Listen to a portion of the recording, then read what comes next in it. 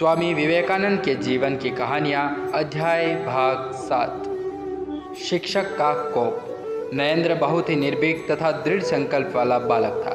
उनकी इच्छा के विरुद्ध उसके कार्य करवाना मानो लोहे के चने चबाने जैसा था। यह घटना भी उसी समय से संबंध रखती है। नरेंद्र जिस विद्यालय में पढ़ते थे उस विद्यालय के एक शिक्षक बड़े क्रोधी थे। आवश्यकता महसूस करते ही वे छात्रों को कठोर शारीरिक दंड दिया करते। एक दिन शिक्षक एक बालक को उसके उदंड व्यवहार के लिए पीट रहे थे। तब उनकी इस अकारण उन्मत्तता, विकट मुखभंगिता आदि देखकर नरेंद्र अपनी हंसी नहीं रोक सके। इसके फलस्वरूप शिक्षक का सारा क्रोध नरेंद्र के ऊपर आ गया और उन्हें पीटते पीटते वे कहने लगे, कहो फिर कभी मेरी ओर देखकर नहीं हंसोगे। नरेंद्र के ऐसा नहीं कहने पर शिक्षक ने और अधिक पीटना शुरू किया और दोनों हाथों से उनके कान मलने लगे, यहाँ तक कि कान पकड़कर ऊंचा उठाते हुए उन्हें बेंच पर खड़ा कर दिया। इससे एक कान छिल गया और खून रिसने लगा। तब भी नरेंद्र उस प्रकार की प्रतिज्ञा करने को सहमत नहीं हुए और क्रोध से भरकर कहने लगे, मेरे कान नहीं मिलाइएगा।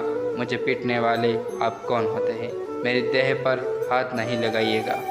इसी समय सौभाग्यवश श्री ईश्वर चंद्र विद्यासागर वहाँ पहुँचे।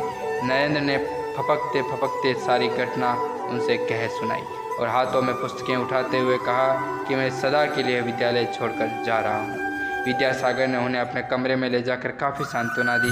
बाद में इस प्रकार के दंड विधान के संबंध में और भी जानकारी मिलने पर यह आदेश दिया गया कि विद्यालय में इस प्रकार का दंड नहीं दिया जाएगा। इधर घर में भुवनेश्वरी ने जब घटना का विवरण सुना तब उन्होंने दुख और क्षोभ से विलय होकर कहा, मैं अपने बच्चे को ऐसे विद्यालय में कभी नहीं जाने दूंगी। किंतु नरेंद्रनाथ का मन तब तक शांत हो गया था पहले की भांति कि वे विद्यालय में जाने लगे। उनका कान ठीक होने में कई दिन लग गए थे।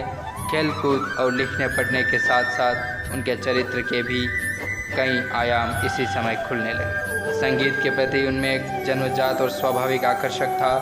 भिखारी गायकों का दल जब दरवाजे पर खड़ा होकर ढोल बजाते हुए गाया गाता तब वे उसे आग्रहपूर्वक सुना करते। टोले मोहल्ले में रामायण आदि का गान होने पर वे वहाँ भी उपस्थित होते। इसी समय उन्होंने पाक विद्या भी सीखी।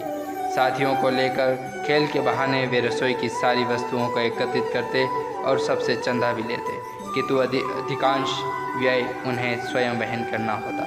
मुख्य रसोइया स्वयं होते। यद्यपि वे मिर्ची का अधिक प्रयोग करते थे किंतु इसके पश्चात भी खाना विलक्षण बनता था।